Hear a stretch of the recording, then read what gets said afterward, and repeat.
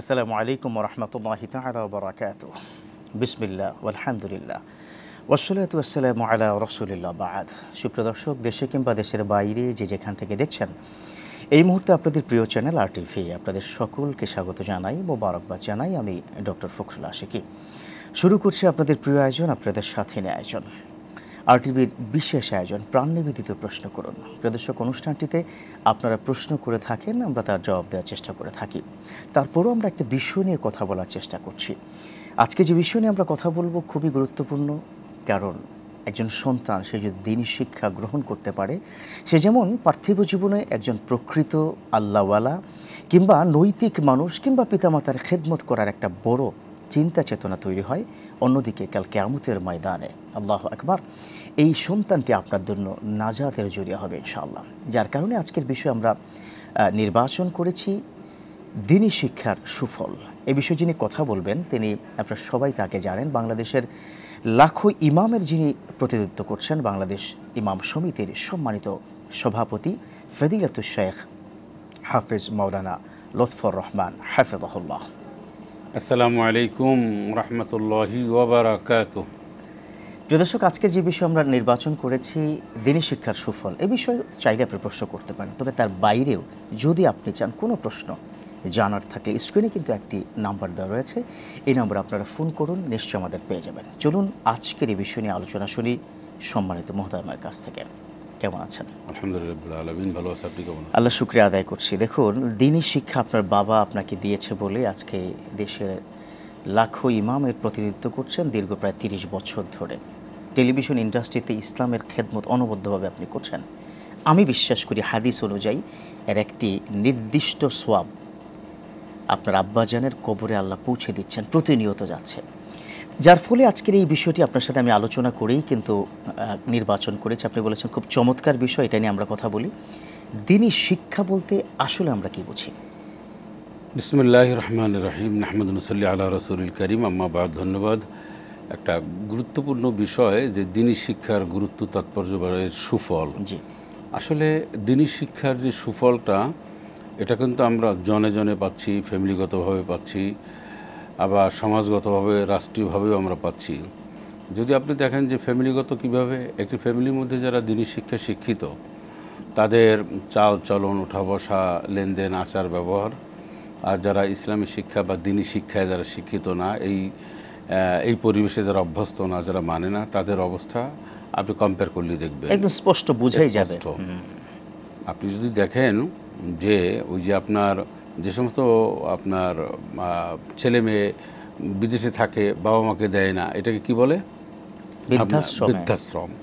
এই বৃদ্ধাশ্রমে আপনি দেখবেন যে অনেক তারা কিন্তু বলেছে আমার ছেলেটা অস্ট্রেলিয়া থাকে, আমেরিকা থাকে, কানাডা থাকে, ডক্টর, ইঞ্জিনিয়ার, কম্পিউটার সায়েন্স, আরও অনেক কিছু তারা এখন বৃদ্ধাশ্রমে তাকে দিয়ে আসছে। আপনি দেখেন তো, খুঁজে বের করেন যে একজন আলেম, একজন ইমাম, একজন খতিব, একজন হাফেজ কোরআন, তার বাবা মা যদি বৃদ্ধাশ্রমে পান, আপনি যদি এমন বের করতে পারেন, তাহলে আমরা কিছুটা হলে স্বীকার করে নেব যে না, ধর্মীয় শিক্ষা বা প্রয়োজন নেই, কিন্তু পাবেন না আপনি। মাশাআল্লাহ, চমৎকার বলেছেন। দেখুন, এই যে আপনি একটা চমৎকার কথা বললেন, বৃদ্ধাশ্রমেরই কিন্তু একজন সাবেক সচিব, একজন ভদ্র মহিলা, তিনি লাইভে এসে ফেসবুকে যে তিনি বলছিলেন যে দেখুন আমার অবস্থা, আমি সরকারের গ্রেড 1 লেভেলে চাকরি করেছি, আমার সন্তানকে আমি দ্বীনি শিক্ষা দেইনি বলে আজকে আমার এই বৃদ্ধাশ্রমে আমাকে থাকতে হচ্ছে। বৃদ্ধাশ্রমে কেন? তিনি বলছেন this is the more comfortable than my house, আমার ঘরের চাইতে এটা অনেক বেশি কমফোর্টেবল। তো এই জায়গাটা আমি টাচ করতে আপনি যদি একটু কাইন্ডলি বলেন আর কি। হ্যাঁ, সেটাই তো আমি বলছি। আপনি শুধু তাই না, আপনি দেখেন যারা দ্বীনি এলেম শিক্ষা, যাদের ভয়, দ্বীনি এলেম শিক্ষা হচ্ছে আপনি এটাও অর্জন করার জন্য যে মাওলানা হতে হবে, দাওরা পাস করতে হবে, মুফতি হতে হবে, বিষয়টা এমন না। মেইন হচ্ছে যে দ্বীনি পরিবেশ, ইসলামের পরিবেশ, ইসলামী শিক্ষার একটা ফ্লেভার আপনার মধ্যে থাকা। এই লোকগুলি দেখবেন যে আপনি বড় ধরনের কোনো অন্যায় অপরাধের সাথে জড়িত থাকতে পারে না। মানুষের বিবেকটাই বাধা দেয়। বিবেক, আপনার সুবিবেক, সুন্দর একটা বিবেক তৈরি হওয়ার জন্য ইসলামী শিক্ষার বা ধর্মীয় শিক্ষার কোনো বিকল্প নাই। আপনি দেখবেন যে ধর্মীয় শিক্ষায় শিক্ষিত যারা আমি আবারও বলছি, ধর্মীয় শিক্ষা বলতে টুপিটা পড়তে হবে, আমার মতো একটা জুব্বা পড়তে হবে, বিষয়টা কিন্তু নট নেসেসারি। এই দেশে বহুত ইসলামিক স্কলার আছেন যারা মাদ্রাসায় পড়েন না, কিন্তু তারা ইসলামিক স্কলার। তারা অনেক সময় তারা কামেল পাস করেন না, বা তাদের অবয়ব দেখে বোঝা যায় না যে তারা বোধহয় একজন আলেম, কিন্তু তারা অনেক দিনদারি। আপনার আল্লাহর যে একটা ভয়, এই ভয়টা হওয়ার জন্য যে ভিত, এই ভিতটা তৈরি হয় কিন্তু ইসলামী শিক্ষার উপর। এবং কবে থেকে সেটা শুরু করা দরকার ডেফিনেটলি আপনি বলবেন। একজন দর্শক অনেকক্ষণ অপেক্ষা করছে, আমরা একটু ফোনটা নিয়ে নিই। জি প্রিয় দর্শক, কে বলছেন, কোথা থেকে বলছেন, আপনার প্রশ্নটি যদি একটু করতেন প্লিজ। জি, আমি গাজীপুর থেকে বলছি। আমার প্রশ্ন হলো যে জোহরের নামাজের আগে 4 রাকাত সুন্নত, এটা অনেকে 2 রাকাত পড়ে, এটা কি জায়েজ কিনা? জোহরের আগে 4 রাকাত সুন্নত জায়েজ আছে কিনা, কেউ কেউ 2 রাকাত পড়ছে। জি, থাকুন, আপনি আরটিভির সাথে ইনশাআল্লাহ প্রশ্ন উত্তর পেয়ে যাবেন। শেখ, জোহরের আগে 4 রাকাত সুন্নত, কেউ কেউ আবার 2 রাকাতও পড়ছে, কোনটা প্রকৃত মানে হাদিস দ্বারা প্রমাণিত? হাদিসের মধ্যে 4 রাকাতেরটা আসছে। আচ্ছা আচ্ছা, 4 রাকাতে পড়বেন।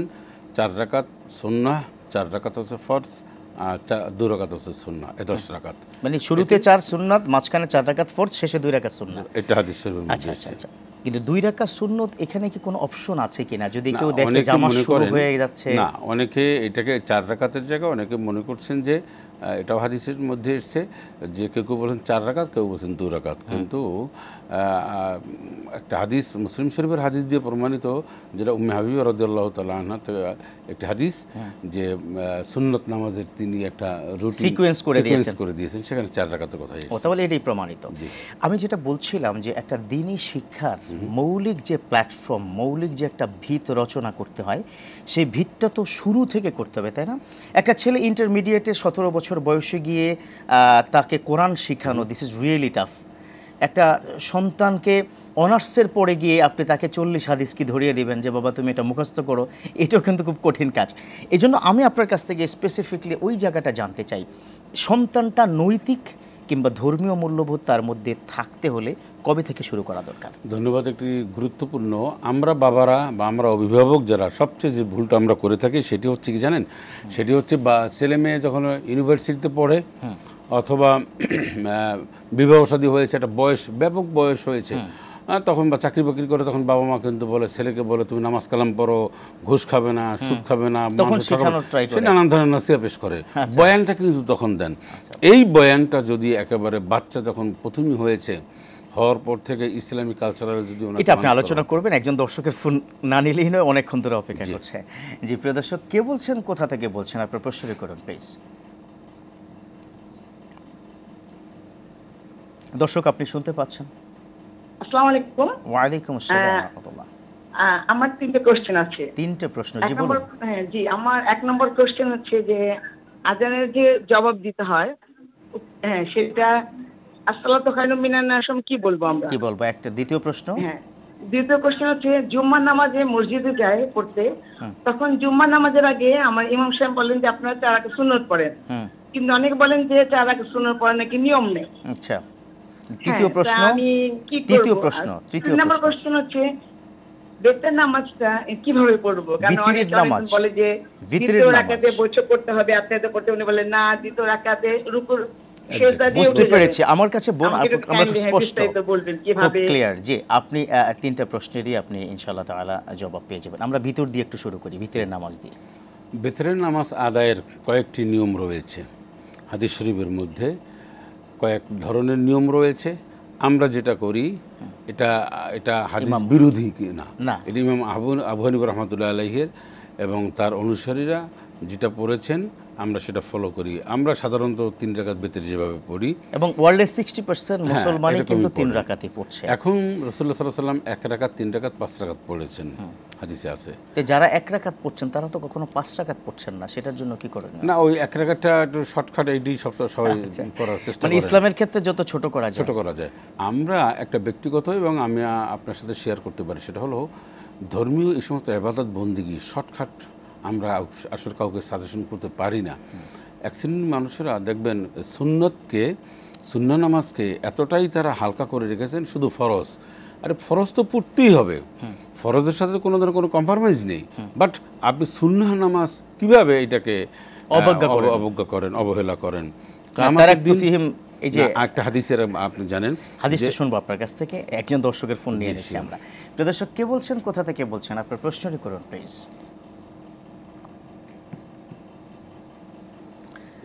জি প্রিয় দর্শক, শুনতে পাচ্ছেন কি? আপনি কি সংযোগে আছেন? জি প্লিজ প্রশ্নটি করুন।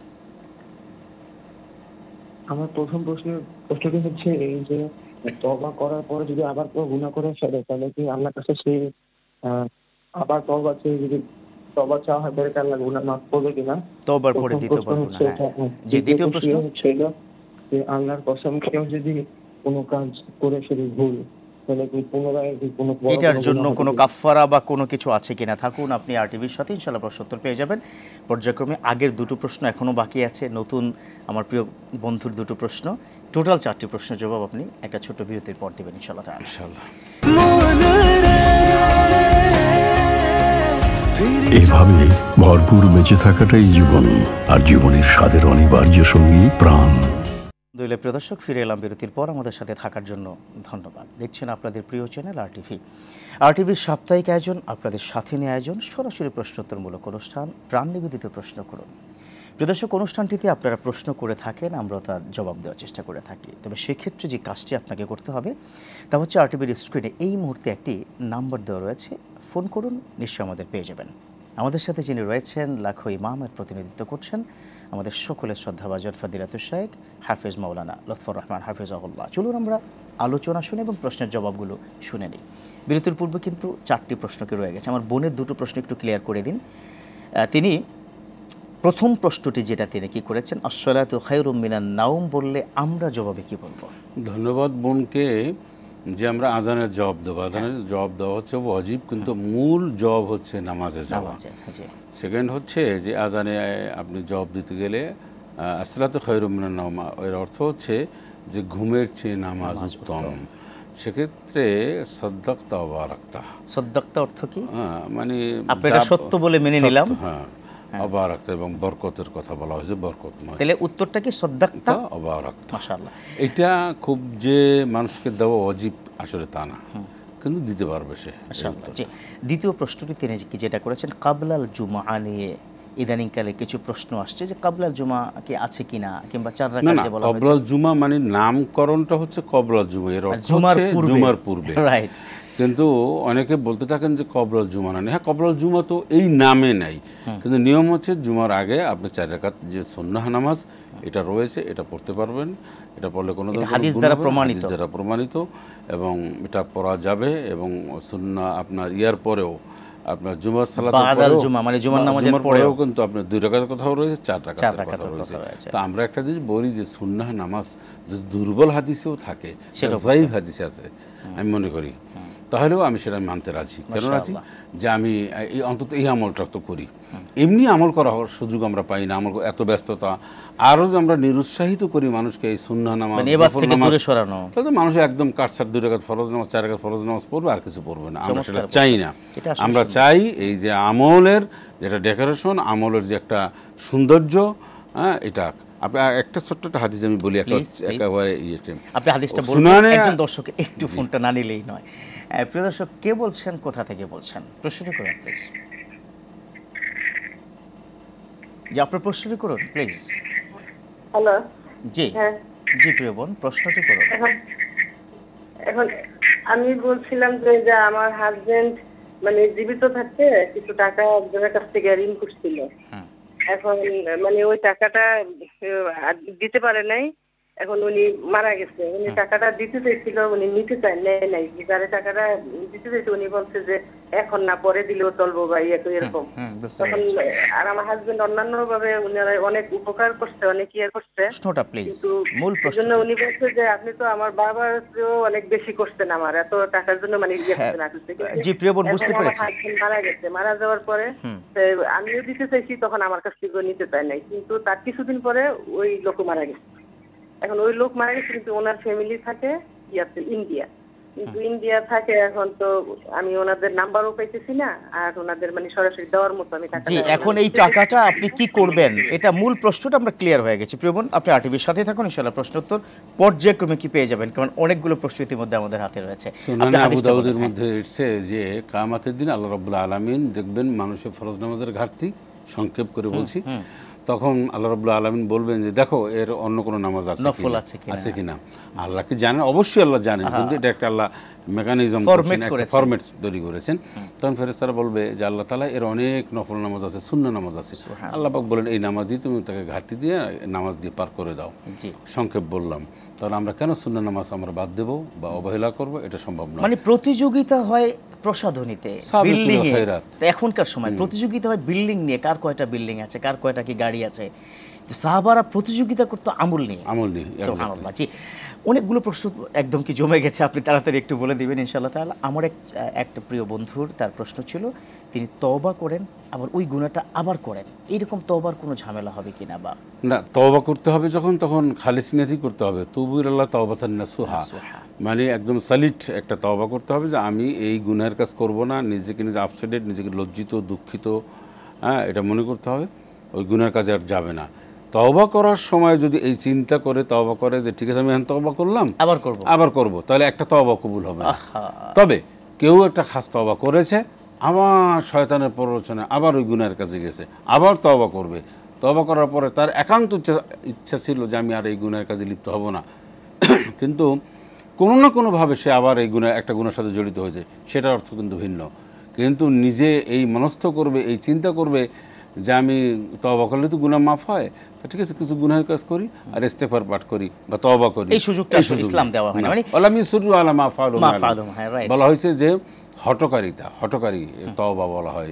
এই সমস্ত তওবা পছন্দ হয় না আল্লাহর। অনলাইনেও কিন্তু আপনার জন্য অনেকগুলো প্রশ্ন আছে, সেটাও করতে হবে। কিন্তু প্রিয় বন্ধুর আরেকটা প্রশ্ন ছিল, তিনি কসম কেটেছেন, মিথ্যা কসম কেটে ফেলেছেন, এখন সেক্ষেত্রে কি করবেন? ফাকাফফারাতু ইতআমু আশারাতি মাসাকিন মান আওসাতু মা তুতঈমুন আহলিকুম, এই কোরআনুল কারীমের মধ্যে এসেছে যে কেউ তওবা কসম যদি করে প্রকৃতপক্ষে, আর সে কসম যদি সে ভেঙে ফেলতে চায়, তাহলে বলা হয়েছে যে 10 জনকে এতিমকে খাওয়াবে, অথবা পোশাক পরিধান করবে, অথবা 3টা রোজা রাখবে, যে কোনো একটি অপশন সে যার যেটা বেটার প্রযোজ্য সেটা সেদিন করলে আল্লাহ। তবে সেজন্য আর মিথ্যা কসম না করে সেটার জন্য আমাদের একটা পরামর্শ থাকবে, যে একটু বুঝে শুনে। আর যারা কথায় কথায় কি কসম করে না, তারা মিথ্যাও বেশি বলে, এটাই কিন্তু প্রমাণিত।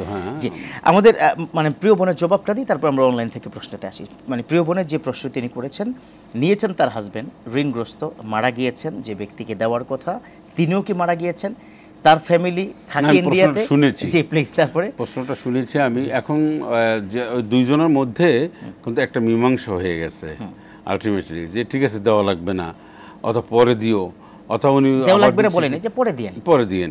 তারপরে যখন উনি ছিলেন, মারা যাওয়ার পরে যাকে দিতে চাইছেন টাকা যিনি পাবেন, উনি কিন্তু কমপ্লেন করেন না আইসা যে আমাকে টাকা দাও বা আমাকে আমি এটা পাবো, উনি কিন্তু কিছু বলেননি।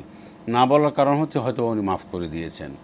এখন ওনার বক্তব্য বংশ পরম্পরা যারা আছে, বংশ পরম্পরা আছে, তাদেরকে উনি যদি টাকাটা দিতে চান, তৌফিক থাকে, তাহলে তাদেরকে টাকাটা দিতে পারেন। ফোন নাম্বার তো নেই, ইন্ডিয়াতে আছে। এখন যদি কোনো ট্রেস আউট যদি না করা যায়, তাহলে ওই পরিমাণ টাকাটা উনি এতিম ওনার নিয়ত করে, মৃত ব্যক্তি যিনি কি মারা গেছেন, যার কাছে নিয়েছে, উনি দিতে পারেন।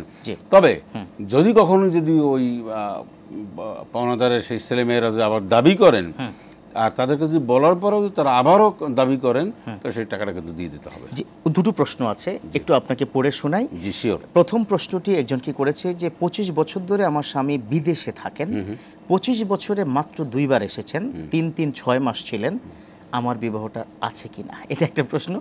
সেকেন্ড প্রশ্ন হচ্ছে, বিড়াল পালা এটা কি মাকরু নাকি সুন্নাহ নাকি পালা যাবে না? এই দুটো প্রশ্নের সমাধান আপনি দিবেন। তবে সময় এসেছে আরেকটা ছোট্ট বিরতির, ইনশাআল্লাহ তাআলা বিরতির পরে। এভাবে ভরপুর বেঁচে থাকাটাই জীবন, আর জীবনের স্বাদের অনিবার্য সঙ্গী প্রাণ। আলহামদুলিল্লাহ, প্রিয় দর্শক, ফিরে এলাম বিরতির পর। আমাদের সাথে থাকার জন্য ধন্যবাদ। দেখছেন আপনাদের প্রিয় চ্যানেল আরটিভি। আরটিভির সাপ্তাহিক আয়োজন প্রাণ নিবেদিত প্রশ্ন করুন। এই অনুষ্ঠানটিতে আপনারা প্রশ্ন করে থাকেন, আমরা জবাব দেওয়ার চেষ্টা করে থাকি। নিশ্চয়ই আপনি আপনার জীবন ঘনিষ্ঠ যে কোনো প্রশ্ন করতে পারেন। সেজন্য যে কাজটি করতে হবে, স্ক্রিনের নাম্বারটিতে ফোন করতে হবে। আলোচনা করছিলাম খুবই গুরুত্বপূর্ণ একটি বিষয় নিয়ে, দিনী শিক্ষার সুফল। পাশাপাশি আপনাদের প্রশ্নের জবাব জেনে দিচ্ছিলেন বাংলাদেশের একজন স্বনামধন্য ইসলামিক স্কলার হাফিজ মাওলানা লুৎফর রহমান হাফিজাহুল্লাহ। চলুন আমরা আবারও তার কাছ থেকে প্রশ্নের জবাবগুলো জেনে নিই। অনলাইনে বেশ কিছু প্রশ্ন এসেছে, তার মধ্যে দুটো প্রশ্ন করেছিলাম।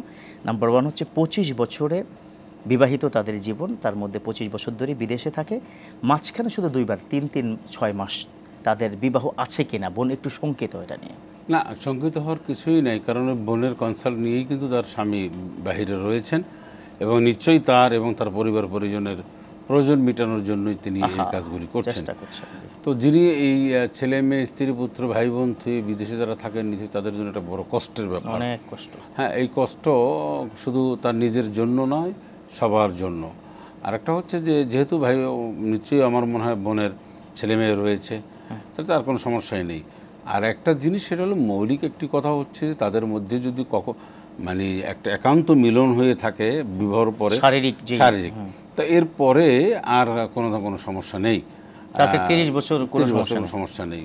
তবে এমনি ইসলামের দৃষ্টিতে যে হযরত ওমর রাদিয়াল্লাহু তাআলা ভাষ্য অনুযায়ী যে 4 মাস একাতারে যদি কেউ থাকে এরপরে আবার আসতে হয় অথবা স্ত্রীর অনুমতি নিতে হয়। এখানে তো আসলে আমাদের দেশের প্রেক্ষাপট অনুযায়ী মিউচুয়াল আন্ডারস্ট্যান্ডিং হয়েই থাকে, তার সারাক্ষণ কথা হয়, আপনার হোয়াটসঅ্যাপে কথা হচ্ছে, ইমোতে কথা হচ্ছে, সব ধরনেরই। তো এটা আসলে জটিল প্রক্রিয়া না, এটি আমাদের কাছে ইসলাম এটাই বলা হয়, এটা কোনোভাবেই তালাক ছাড়াছাড়ির সুযোগ নেই যতক্ষণ না মুখে বা লিখিতভাবে না, তালাক যদি না হয় তার তালাকের সুযোগ নেই। শেখ বিলাল পালা এটা কি মাকরু? না, বিড়াল পালা সুন্নাহ। বিড়াল একটা একটি ভালো জিনিস। রাসূল আকরাম সাল্লাল্লাহু আলাইহি সাল্লাম তিনি বিড়াল হাত ধরেছেন, বিড়াল দেখেছেন, আদর করেছেন, সাহাবার নামও দিয়েছেন। আবু হুরায়রা রাদিয়াল্লাহু তাআলা আনহু, যার নাম ছিল আব্দুর রহমান, এখন তাকে ইয়া আবা হুরায়রা ডেকেছেন। হুরায়রা মানে হচ্ছে বিড়াল মানে বিড়ালের পিতা, বাবা বলেছেন। তো এই বরকতি নাম উনি নিজে বলেছেন আবু হুরায়রা, আমার আজকের থেকে আমার নামটা হচ্ছে আবু হুরায়রা। মক্কা মদিনার সমস্ত জায়গায় এবং আর 2 লক্ষ হাদিস আছে যার আছে আবু হুরায়রা, কিয়ামত পর্যন্ত তাকে আবু হুরায়রা রাদিয়াল্লাহু তাআলা আনহু থেকেই আমরা তাকে চিনব এবং একটি বরকতি নাম। সুতরাং বিড়াল একটি সুন্নাহ। বিড়াল কিন্তু মানুষ উপকার করে, ঘরের নানান ধরনের উপকারে থাকে এবং বিড়ালে কোনো সমস্যা নেই। বলা উচিত ছিল যে কুকুর পালা কি, এই যে আমাদের দেশে কুকুর হাতে নিয়ে হাঁটাই স্টাইল হয়ে গেছে, 4 লক্ষ 10 লক্ষ 20 লক্ষ টাকার কুকুর নিয়ে হাঁটে। হ্যাঁ, এটা আসলে কি এই জিনিসটা জায়েজ নাই। কুকুর শুধুমাত্র শিকারির জন্য, পাহারাদারের জন্য বিশেষ বন্দোবস্ত কুকুর পালা যায়, কিন্তু অ্যাভেলেবল ঘরের মধ্যে হাত ধরে কোলে নিয়ে ট্রলিতে করে বাচ্চা কাচ্চা মুসলমান অন্তত এই কাজটা করতে পারবে না। কারণ কুকুরের যেই পশম, এটা যদি আপনার জামায় লাগে, ওই জামার ব্যাপারে কিন্তু বিশ্বনবী সাবধান থাকতে বলেছেন। বা কুকুরের ময়লা, কুকুরের লালা, এগুলি লাগলে সেটা খুবই ক্ষতি। 7 বার ধুইলেও একটা মানে পাতিলে অথবা খাদ্য সামগ্রী, তারপরও বিষ যায় না, এটা খুব কঠিন জিনিস। শেখ, আমি যে জায়গাটা স্পষ্ট করতে চাই, দ্বীনি শিক্ষার ব্যাপারে আমরা পিতামাতা হিসাবে ওই সন্তানটা যেন আমাকে ভবিষ্যতে বৃদ্ধাশ্রমে না রাখে, সেক্ষেত্রে আমার কি করণীয়? কারণ এখন মানে পরিস্থিতি খুবই খারাপ দিকে যাচ্ছে।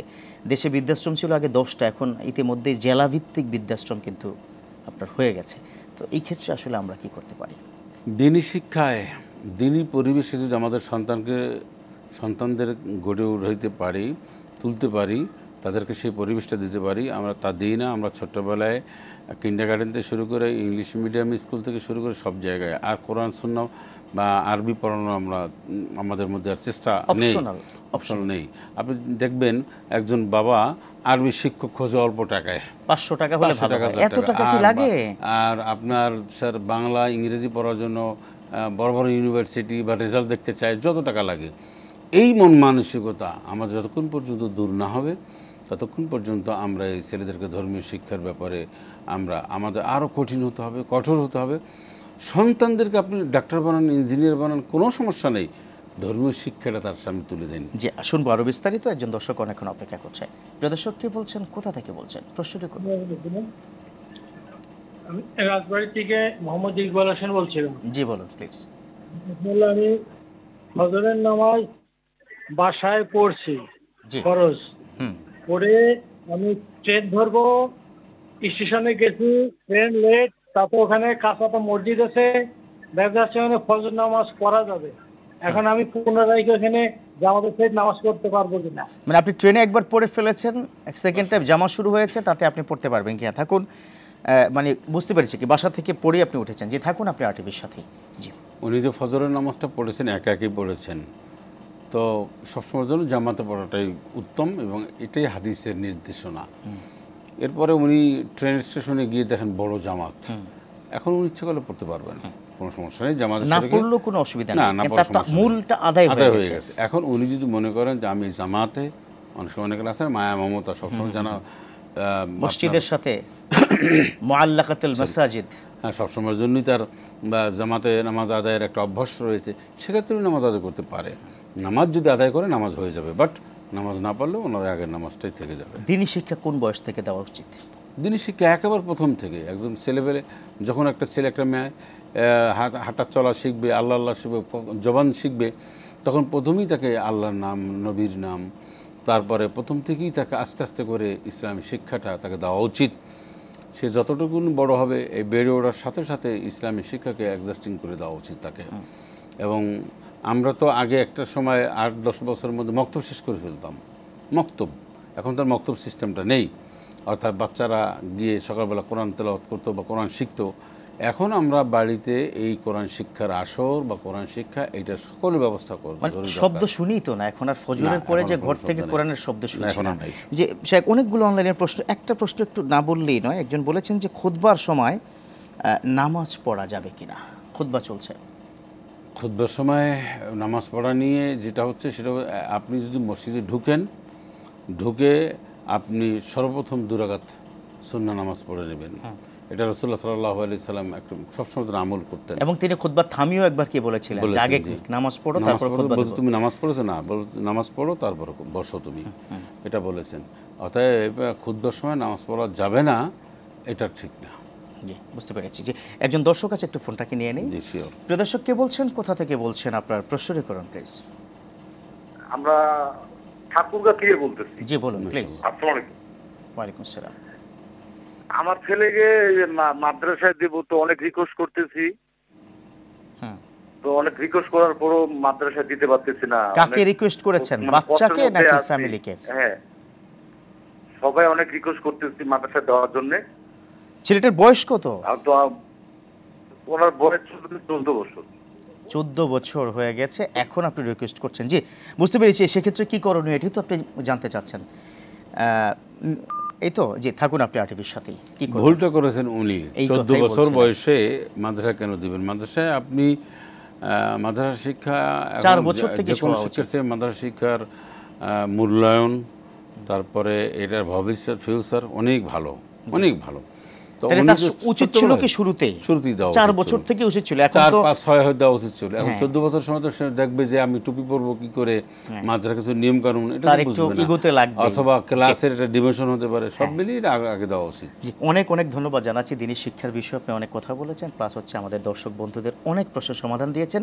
প্রশ্নের সমাধানগুলো যাতে পুরো জাতির জন্য ব্যাপক উপকারে আসে। বারাকাল্লাহু ফি হায়াতিক। ধন্যবাদ আপনাকে, ধন্যবাদ আরটিভি এবং দর্শক সকলকে। প্রিয় দর্শক, আজকের যে বিষয় দ্বীনি শিক্ষার সুফল, এটা শুধু পার্থিব জীবনের জন্যই শুধুমাত্র নয়। হ্যাঁ, আপনি ছেলেকে পাইলট বানাবেন, ইঞ্জিনিয়ার হোক, ছেলেটি থাকবে আমেরিকা, সব ঠিক আছে, কিন্তু এই যে উন্নত বিশ্বের সাথে তাল মিলিয়ে হাই প্রোফাইল করেছেন, সন্তানকে সর্বোচ্চ টাকার মালিক বানিয়েছেন, এই সন্তান কি কবরে আপনি যাওয়ার পর একবারের জন্য দোয়া পড়বে কিনা প্রশ্ন করছে আপনাকে। এই সন্তানটা কাল কিয়ামতের ময়দানে আপনার উপকারে আসবে কিনা প্রশ্ন করছে আপনাকে। সে কি ইল্লা ওয়ালাদুন সালিহুন ইয়াদউ লাহু, আপনি চলে যাওয়ার পরে সে কি আপনার কবরের পাশে কিংবা দূর থেকেও দোয়া করবে কিনা? সো এখন থেকে সিদ্ধান্ত নিন, আপনার ঘরের শুরুটাই যাতে হয় কোরআন দিয়ে। শুরুটাই যদি কোরআন দিয়ে হয়, ওর শেষটাও কিন্তু জান্নাতে গিয়ে পৌঁছাবে ইনশাআল্লাহ। সেই প্রত্যাশা আজ এই পর্যন্ত। ভালো থাকুন, আল্লাহ হাফেজ।